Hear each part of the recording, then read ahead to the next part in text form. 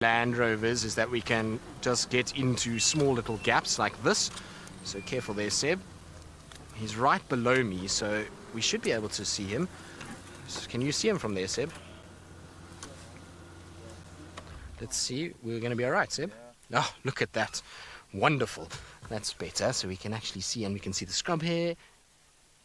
And we've got strong signal according to Megan. Well, that's fantastic news. So it is a bit of an aerial view. This is not a view you'll get every day of a leopard, watching from above and seeing his head and his neck and his back so clearly.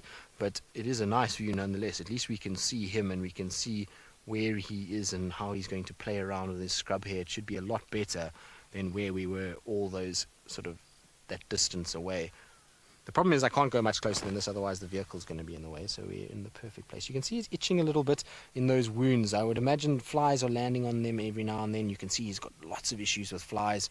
We were talking about it earlier, that there are a lot around. With this increase in heat, all of a sudden we've had a lot more flies. I would imagine also with the increase in heat has meant that there's an increase in the predators catching food, because animals are going to become far more weaker when it comes into this heat, and they're going to have to try and go down towards waterholes like Chitwa, where Hosana and varying other leopards are going to be lying in wait. We know at Treehouse Dam is where he had his last kill. Tundi killed at Treehouse Dam, and so there's going to be a lot more weak animals, which means that there's a lot more carcasses where flies can lay eggs and therefore reproduce. We also know that last year we had an absolute boom in the fly numbers because of the dead buffalo and hippos that were all over the place due to the drought. So lots of flies, not crazy, but many others as we try and see. You relaxed at all. He's very restless.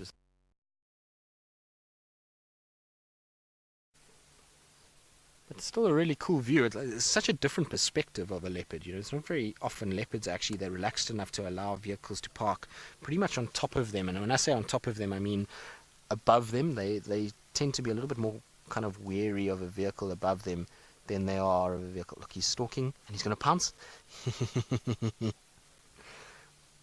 Oh, it's stuck to his... Such an incredible sighting.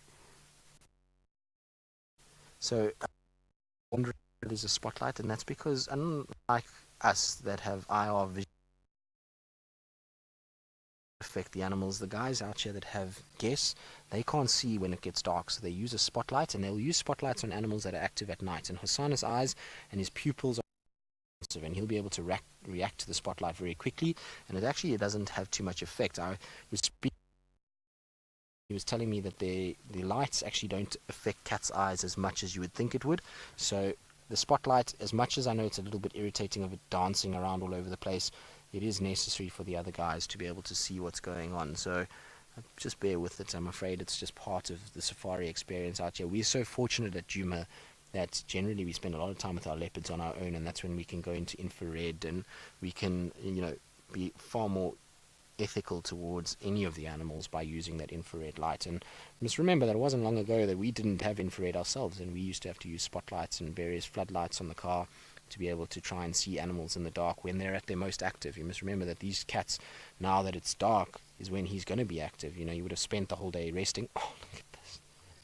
We are being spoiled. This is so cool. What are you doing?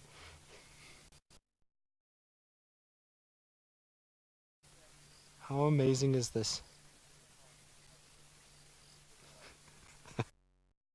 Rose, bit macabre, but quite funny.